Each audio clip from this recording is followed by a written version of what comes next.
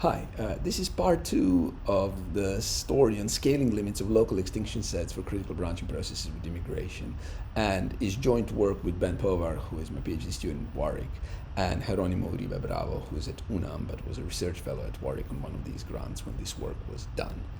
So we're interested in branching processes with immigration, like this Z1 here, that have offspring distribution mu and immigration distribution nu, and we want to think about their scaling limits to the CBIs. And it turns out that these two, offspring and immigration distribution, need to be balanced in the right way for this to happen, and this assumption describes exactly the right balancing through the generating functions of these two distributions. Okay, moment generating functions. Right. So the theorem essentially says that the scaling limit of Z1 converges to Z if this holds, but in fact, if this convergence happens, then this assumption will also hold. So Bn is a scaling sequence which is obtained from an asymptotic inverse of the function x to the alpha divided by L of 1 over x. Okay. Now, our main aim here is to understand local extinction sets of such processes. These are critical branching processes, and they will be visiting zero infinitely many times as time goes to infinity, and then the counting local time will, turns out, converge to the local time of the self-similar CBI if normalized in the right way. And the right normalization turns out to be this local extinction probability multiplied by n, right? So this is a regularly varying sequence with index 1 minus delta, as it turns out. So this is the theorem that we want to prove. Okay, that's our main result. Now, how does one go about that? Well, with Geronimo, we worked on various principles for local times in a general setting, general regenerative setting a few years back, and we established the following result. I mean, this is just an incarnation of that result in the language of branching processes, really, right? Under the assumptions of our theorem, we consider, of course, the sequence Zn, which are the scaled BGWIs, converging to the self-similar CBI Z.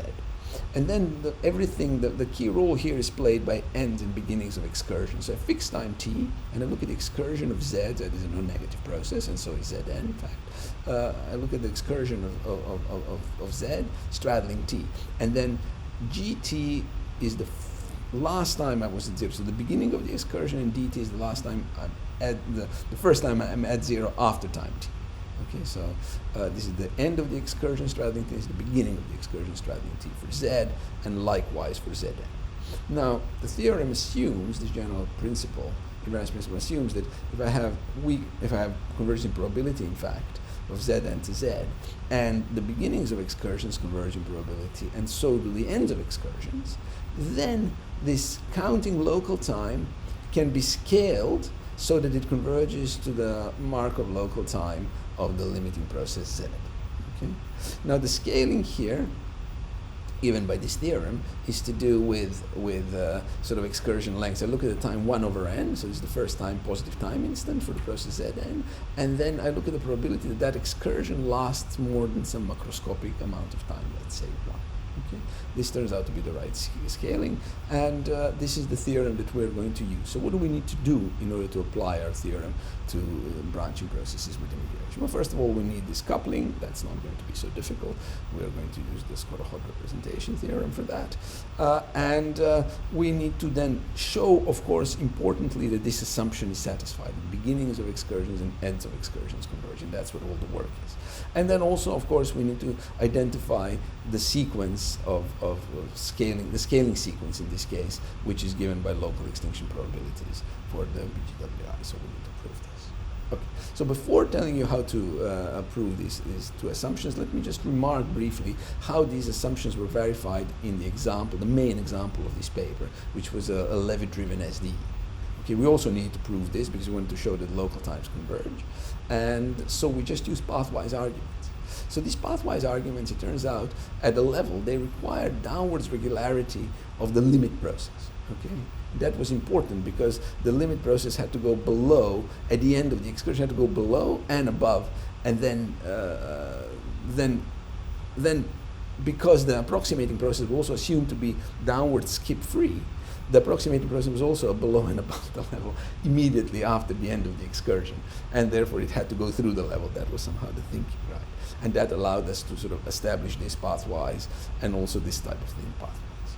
Now, of course, for BGWIs, neither of these things hold. I mean, the CBI, of course, is not negative, therefore it's not a downward irregular, it's zero.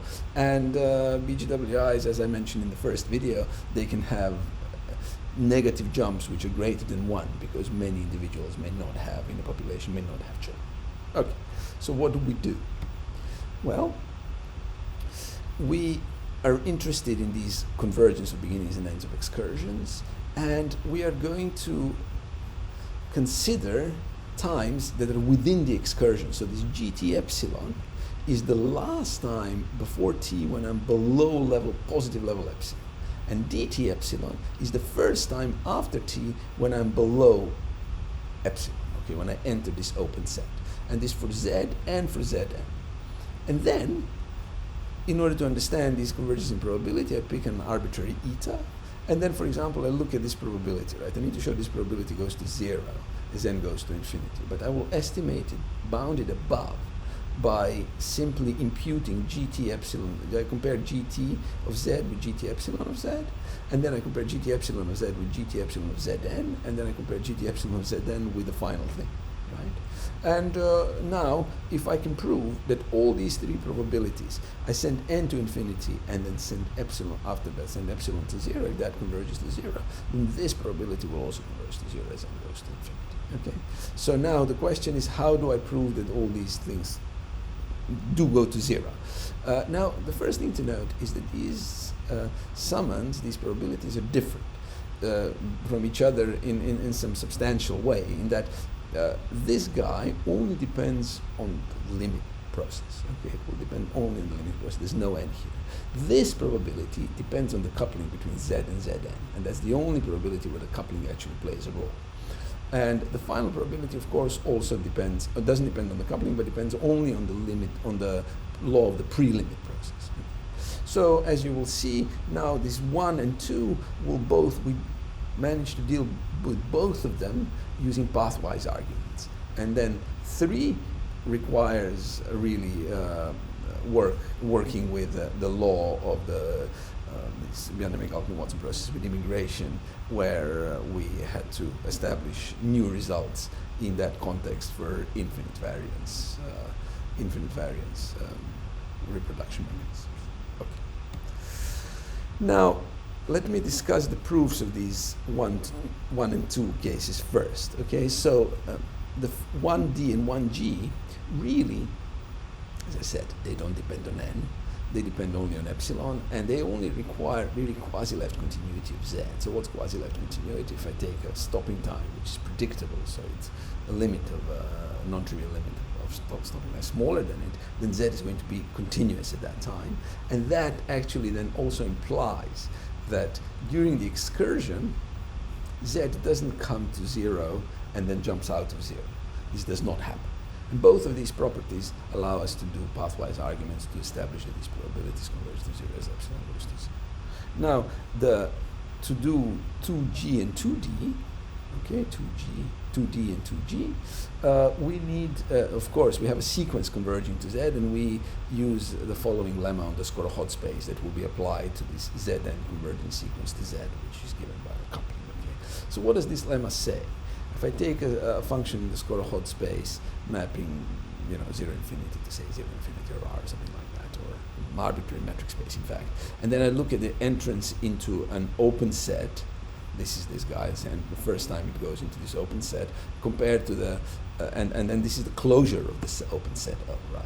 Then I want to conclude actually that this, the first time I enter the open set, but with the sequence converges to this, and this is a sufficient condition for this kind of limit to hold.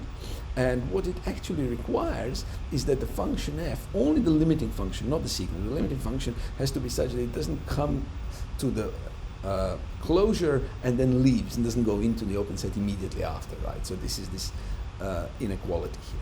You see here, it's not just for the function, it's not enough for the function to satisfy this, but also the left modification of the function needs to satisfy.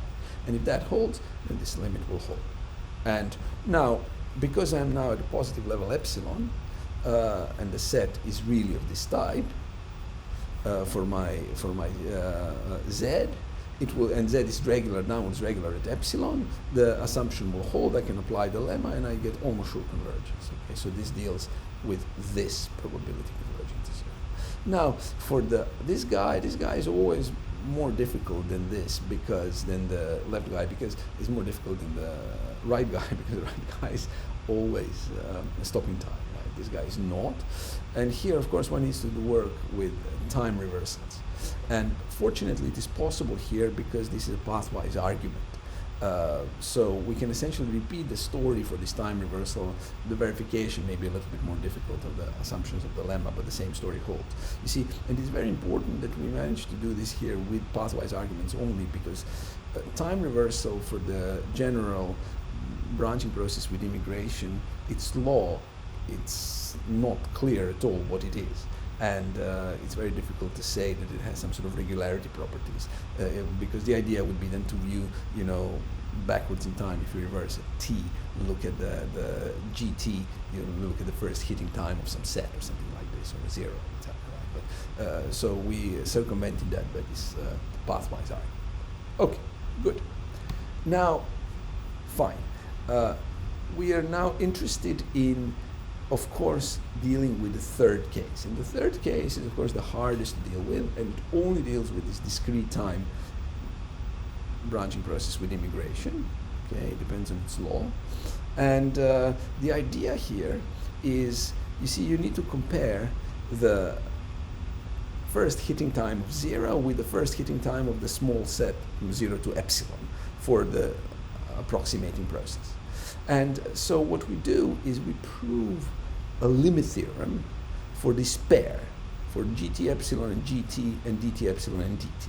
And once you have this limit theorem, then of course the rest is plain sailing, because, for example, here, right, I know that the difference will converge, okay? So 3D is really this difference, and this will converge in weakly, so this convergence weakly will give me a limit. And this limit is exactly the object that appeared in 1D, you see. This is the kind that I dealt with pathwise arguments first, so I can then send epsilon to 0, and I will get what I need to get. Okay. So really the key thing here is to prove these two weak limits. Okay. But how is this done? And so this is where all the new and for us interesting properties of branch process with immigration, with infinite critical branch process with immigration with infinite variance sort of came in. And the proof of that theorem, of this theorem 6, is sort of depicted in this diagram. Okay, so we'll chase through the diagram and I'll explain somehow how this is proved. Okay, so you see this is the limit of dt epsilon and dt, and this is the limit of gt epsilon and gt. Okay. So a good place to start looking at this diagram is this lemma 7, which really is a large population limit of hitting time of 0 for the branching process without immigration to that of the CB, right? You see, you need to send the population to infinity. You're scaling it, so they have more and more individuals in there. This is the scaled version. And now to prove that this weak convergence holds, this is really uses in a crucial way this asymptotics of Slack, who studied Galton-Watson processes with immigration, and in particular the asymptotics of the iterates of the generating function of the branching process. Okay, so these asymptotics allow us to identify the weak limit of this, and then this weak limit, we know what it is, because this guy is really can be expressed in terms of the probability of the process being 0 at 0, and this can be related to the generating function directly. Okay, for the continuous time branching process. Okay. So we obtain this limit, and that's an important ingredient. Likewise, the slack is important here in this lemma, which deals with a limit for a branching process with immigration that started at 0. And it first asks about this local extinction probability, asymptotics of the local extinction probability, right? So basic application of branching property and this slack lemma tell us that this will be n to the minus delta. Remember, delta is that quantity between 0 and 1 that is in the assumption of our theorem, times some unknown, explicitly unknown, slowly varying function. Now, using this result and really renewal theory ideas that identify the zero set of the branching process with in two ways, right? Once via the sort of the union of events of this type, and the other time as the ends of the excursions. So this representation allows us, plus some Tauberian theory, allows us to deduce that this tail probability is really n to the delta minus 1 divided by this unknown but the same slowly varying function as here. Okay? And so this is important in two ways. The first way is that this is really exactly what the scaling sequence is going to be. You see, the scaling sequence is going to be, so this result allows us to describe the scaling sequence the way we claim that it is in our theorem compared to the theorem, the general theorem for the invariance principle for local times. That's one thing. But secondly, it also allows us to prove this local limit theorem for the last zero before time t of the process Zn.